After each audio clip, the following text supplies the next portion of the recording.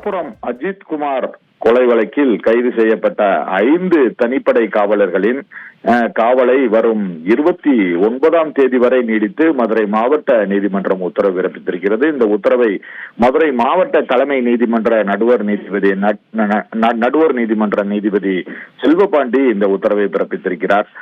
இந்த வழக்கின் பின்னணி பார்த்தோமானால் திருப்புவனம் மடப்புறம் பத்ரகாளி அம்மன் கோவிலில் காவலாளியாக பணிபுரிந்த அஜித்குமார் கடந்த 27ஆம் தேதி நகை காணாமல் போன தொடர்பான புகாரில் தனிப்படை காவலர்களால் விசாரணை நடத்த அழைத்து செல்லப்பட்டு 28ஆம் தேதி அடித்து கொலை செய்யப்பட்டார்.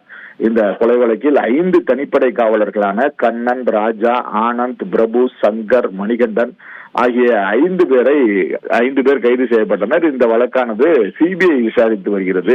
இவர்கள் மதுரை மத்திய சிறையில் அடைக்கப்பட்டிருக்கிறார்கள். இவர்களுடைய காவல் நீட்டிப்பு செய்ய வேண்டி இன்று மதுரை மாவட்ட நீதிமன்றத்தில் மனு தாக்கல் செய்யப்பட்டது. அப்போது அவர்களுடைய காவலை வரும் 29ஆம் தேதி வரை நீடித்து நீதிபதி செல்வபாண்டி தனது உத்தரவை பிறப்பித்திருக்கிறார். உங்கள் தந்திவன் தொலைக்காட்சியில் கணபதியே வருவாய் தினமும் காலை 7 மணிக்கு காண தவறாதீர்கள்.